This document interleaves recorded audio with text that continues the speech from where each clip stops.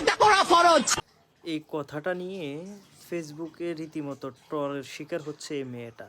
এমনকি আমিও একটা ভিডিও আজকে আপলোড করছি। এইমাত্র আমার মাথার ভিতরে হঠাৎ একটা প্রশ্ন আসলো, আসলে মেয়েটা যে কথাটা বলছে, মেয়েটা কিন্তু সেটার ব্যাখ্যাও দিয়ে দিছে। হয়তো পুরো ভিডিওটা আমি দেখি নাই, ইউটিউবে ফেসবুকে সার্চ দিয়ে দেখলাম মেয়েটার মূল কথাটা। এবং মেয়েটার এই যে ছেলেদের পর্দার বিষয়ে যে কথাটা সে বলছে, এটা আমি গুগলে ঢুকে সার্চ দিলাম। সার্চ দেওয়ার পরে এই যে আমার সামনে আপনারা যে রেজাল্টটা দেখছেন, এই রেজাল্টটা আসছে যে ছেলেদের জন্য পর্দা করা ফরজ, কিন্তু নারী ও পুরুষের উভয়ের ক্ষেত্রে পর্দার বিশেষ পার্থক্য আছে।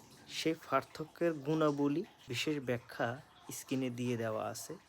আপনারা যদি আমার কথা বিশ্বাস না করেন, আপনারাও গুগলে ঢুকে যে ছেলেদের পর্দা করা কি ফরজ, এই বিষয়টা লিখে সার্চ দিলে একেবারে সুন্দরভাবে আপনাদের কাছে একেবারেই সামনে চলে আসবে, তখন আপনারা বুঝতে পারবেন। এখন হয়তো এই যে আমি এই ভিডিওটা আপলোড করবো, অনেকে হয়তো আমাকে নিয়েও ট্রল করতে পারে, কিন্তু আমার কিচ্ছু আসবে যাবে না। আমি শুধু সত্যটা আপনাদের সাথে তুলে ধরলাম। যেহেতু আমরা জানি না, গুগল এখন সব কিছু জানে, গুগলের কাছে প্রশ্ন করলে আমরা কিন্তু প্রশ্নের উত্তরটা পেয়ে যাই। কিন্তু আমি মনে করি মেয়েটা সঠিক বলেছে, কিন্তু আমরা যারা মেয়েটাকে নিয়ে ট্রল করি তারা আমরা পাগল আবাল ছাড়া আর কিচ্ছু না। ধন্যবাদ।